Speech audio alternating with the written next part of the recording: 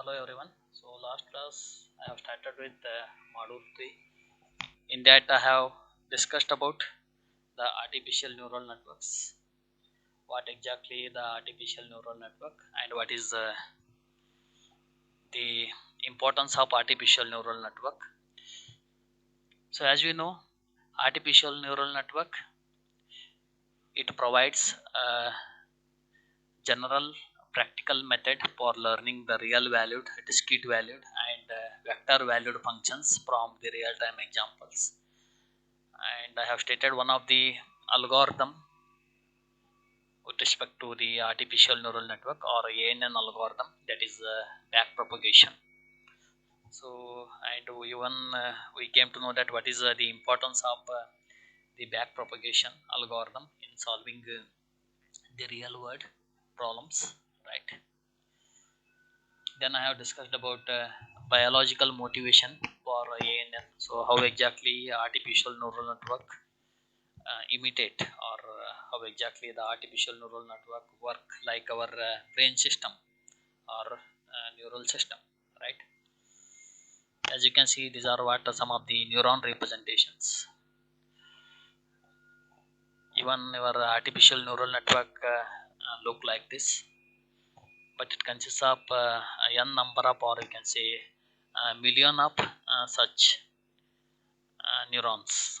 That's why you can say that artificial neural network is a network, or it is a interconnection of the neurons, or you can say it as it is interconnected with a set of units, where each unit it takes a number of real valued inputs and produces a single real valued output, right? So these are what the different neuron representations, right? Here you can see input values, output values, or input units, output unit. So in today's class, let us see the neural network representations, right? So this I will discuss with respect to an example, right? Here let us consider a prototypical example of ANN learning provided by uh, Pomerleau. So based on his name, it is known as Pomerleau system, Alvin or Alvin system, which was developed or which was introduced in 1993. So this system uses a learned ANN to steer an autonomous vehicle driving at normal speed on the public highways. So let us consider this example, that is a learned ANN to steer an autonomous vehicle driving at a normal speed on the public highways. Here the input to the neural network is a 30 by 32 grid of pixel intensities obtained from a forward pointed camera which is mounted on the vehicle, and the network output is the direction in which the vehicle is steered. Here the ANN is trained, that is artificial neural network is trained to mimic the observed steering commands of a human driving the vehicle for approximately 5 minutes. So Alvin has used its learned network to successfully drive at a speed up to 70 miles per hour and for a distance of 90 miles on the public highways. So now I'll illustrate this example in this particular figure. So this figure illustrates the neural network representation used in one version of the Alvin system, and it illustrates the kind of representation typical of many ANN systems. Here the network which is shown on the left hand side of the figure. So this network, as you can see, so this network with the input camera image which is depicted below this network. Here each node, so circle represents a node here, right? As you can see small circles, so they are what the nodes, right? So each node in the network diagram it corresponds to the output of a single network unit, and the lines entering the node from below are its inputs, right? As you can see, there are four units that will receive the input directly from 30 by 32 pixels in the image, and these units are known as hidden units.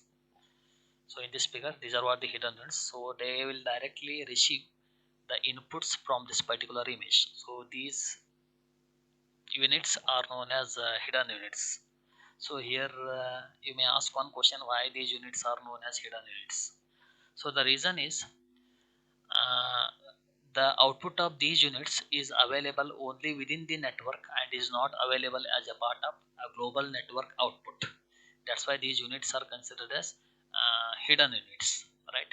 Here each of these four hidden units, they compute a single real valued output based on a weighted combination of its 960 inputs, and these hidden unit outputs are then used as an input to a second layer of 30 output units. Here each output unit correspond to a particular steering direction, and the output values of these units determine which steering direction is recommended most strongly. And you can see one more diagram here, the diagram on the right hand side of the figure. So this diagram or this figure depict the learned weight values which are associated with one of the four hidden units in this ANN. The large matrix of black and white boxes on the lower right that depict the weights from 30 by 32 pixel inputs into the hidden unit. Right here you can see two types of boxes or two types of dots. One is the white box and one more is the black box. Here a white box indicate a positive weight and the black box indicate a negative weight, and the size of the box indicate the weight magnitude. The smaller rectangular diagram directly above the large matrix shows the weights from the hidden unit to each of the 30 output units. Right. The network structure of Alvin is typically of many ANNs. Here, the individual units are interconnected in layers that will form a directed acyclic graph. In general, ANNs can be graphs with many types of structures, acyclic or cyclic, directed or indirected or undirected, right? So this chapter or means this module will focus on the most common and the practical ANN approaches, which are based on the backpropagation algorithm. Here, the backpropagation algorithm assumes the network is a fixed structure that correspond to a directed graph, possibly containing the cycles, and the learning corresponding to choosing a weight value for edge in the graph. Although certain types of cycles are allowed, but the vast majority of the practical applications involve acyclic feed-forward networks, which are similar to the network structure used by Alvin. So this is what is about the neural network representations, and the same discussion I have written here. You can go through it. The next important concept is appropriate problems for neural network learning. Right here, ANN is appropriate for problems with some of the characteristics. As we know, ANN learning is well suited to the problems in which the training data correspond to noisy, complex sensor data such as inputs from cameras and microphones. It is also applicable to problems for which more symbolic representations are oftenly used, such as decision tree learning task, which was already discussed in the previous module. So in these cases, ANN and the decision tree learning often they produce the results of comparable accuracy. Here there are many researchers and they have done the experimental comparisons of decision tree and ANN learning. For example, C. Shavik and Weiss and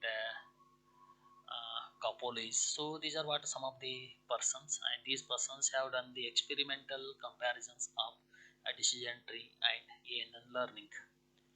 Then the backpropagation algorithm is the most commonly used ANN learning technique. So it is appropriate for the problems with some of the characteristics. Means ANN is appropriate for the problems with the following characteristics. That is, instances are represented by many attribute value pairs. The second characteristic is the target function output may be discrete valued, real valued, or a vector of several real or discrete valued attributes. So this is what the fundamental functioning or the fundamental characteristic of the neural networks, that is artificial neural network. The next characteristic is the training examples may contain errors. Next one is long training times are acceptable. The next one is past evaluation of the learned target function may be required. The very last characteristic is the ability of humans to understand the learned target function is not important. So artificial neural network is appropriate for the problems with these characteristics. So I'll discuss these characteristics one by one in the next class. Then I am going to discuss perceptions and the remaining concepts in the next class. Thank you.